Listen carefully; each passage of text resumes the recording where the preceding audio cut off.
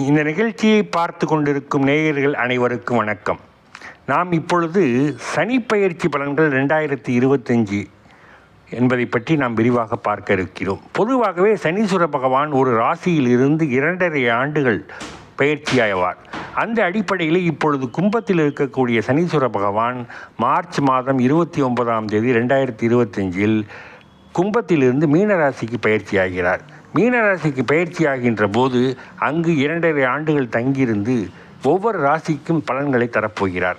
அந்த அடிப்படையிலே மேச ராசிக்கு எவ்வித நன்மைகள் செய்ய போகிறார் என்பதை பற்றி தான் நாம் இங்கு பார்க்கவிருக்கிறோம். இந்த நிகழ்ச்சியை பார்த்து கொண்டிருக்கிற நேயர்கள் இதுவரைக்கும் சப்ஸ்கிரைப் பண்ணலன்னா தயவு கூர்ந்து சப்ஸ்கிரைப் பண்ணுங்கள்.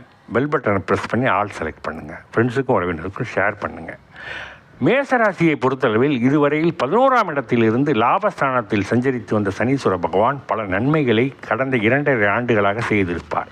ஆனால் இப்பொழுது நிலைமை வேறே. மார்ச் மாதம் 29ஆம் தேதிக்கு பிறகு 12ஆம் இடத்திற்கு பயிற்சியாகக்கூடிய சனீஸ்வர பகவான் 7.5 சனியின் துவக்கமாக மேசராசிக்கு 7.5 சனி ஆரம்பமாக போகிறது.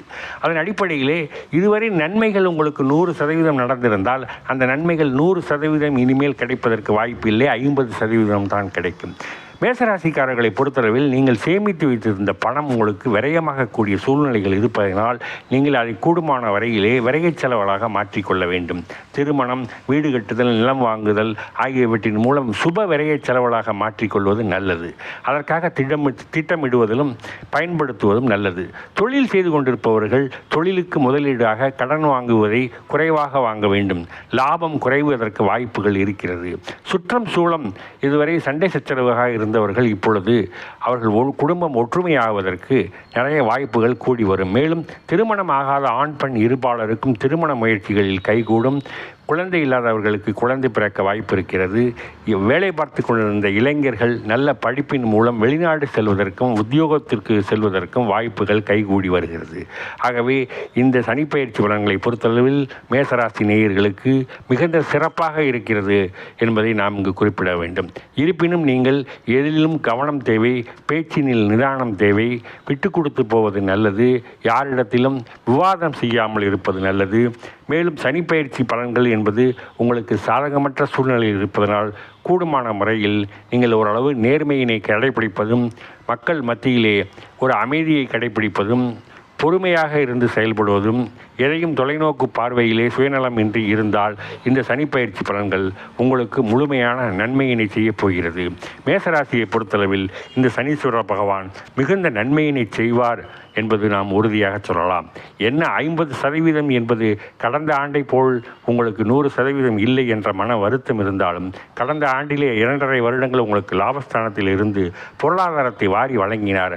அந்த பொருளாதாரம் உங்களை நீங்கள் சிக்கனமாக சேமித்து வைத்து அதை நீங்கள் பயனுள்ள வகையில் பயன்படுத்தி கொண்டு எதிர்காலத்தை நோக்கி திட்டமிடுவதற்கு வசதியாக இருக்கும். மேலும் ஒரு முறைக்கு 2 முறை முயற்சி செய்தால்தான் உங்களுக்கு காரியங்கள் சுபமாக நடக்கும்.